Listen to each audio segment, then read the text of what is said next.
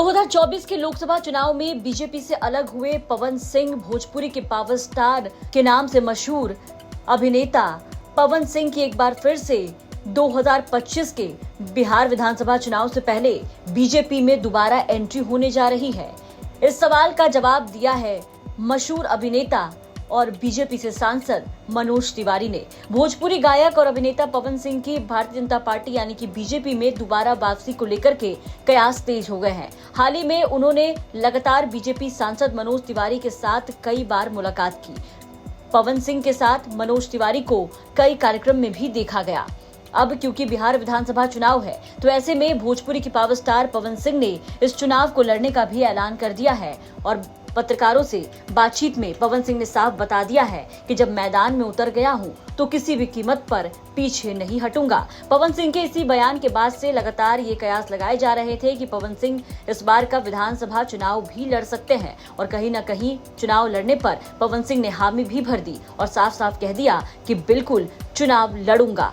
लेकिन फिलहाल पवन सिंह ने ये क्लियर नहीं किया कि इस बार भी विधानसभा चुनाव में वो निर्दलीय चुनावी मैदान में उतरेंगे, अपना पावर दिखाएंगे या फिर इस बार बीजेपी उन्हें विधानसभा चुनाव में टिकट देने जा रही है।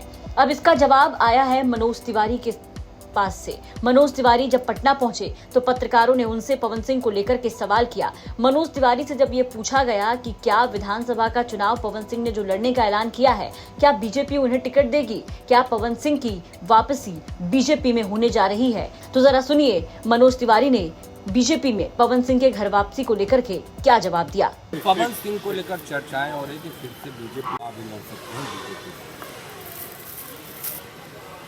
कुछ बात खातिर इंतजार किया जाए। तो सुना आपने, मनोज तिवारी ने साफ कहा कि फिलहाल अभी टाइम है, इंतजार करिए, इंतजार के बाद ही कुछ जवाब सामने आएगा। लेकिन जिस तरीके से सवाल का जवाब देते हुए मनोज तिवारी मुस्कुराते नजर आए, इससे कहीं न कहीं इस बात के संकेत मिल रहे हैं कि पवन सिंह की एंट्री इस बार के विधानसभा चुनाव में बीजेपी में हो सकती है। बीजेपी इस बार पवन सिंह पर भरोसा जता सकती है, पवन सिंह को एक बार फिर से चुनावी मैदान में उतार सकती है।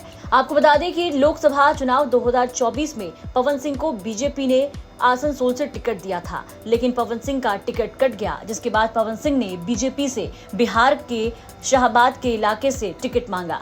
खास करके आरा सीट वो सीट थी जहां से पवन सिंह चुनाव लड़ना चाहते थे, उनकी पूरी तैयारी भी थी, लेकिन बीजेपी ने पवन सिंह को आरा से टिकट नहीं दिया तो पवन सिंह काराकाट सीट से निर्दलीय चुनावी मैदान में उतरे। पवन सिंह निर्दलीय चुनावी मैदान में उतरे, भले ही वो चुनाव जीत नहीं पाए, उन्होंने अपना पूरा पावर दिखाया और इसके कारण बीजेपी को शाहबाद के इलाके में पवन सिंह ने अच्छा खासा नुकसान भी पहुंचा दिया। और अब बिहार राज्य में 2025 का चुनाव है, ऐसे में बीजेपी दोबारा वो गलती दोहराने के मूड में नजर नहीं आ रही है।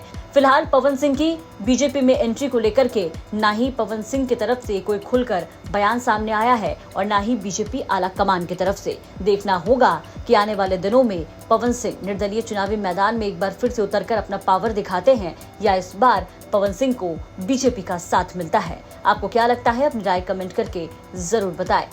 पटना से शुभम निराला की रिपोर्ट, बिहार तक।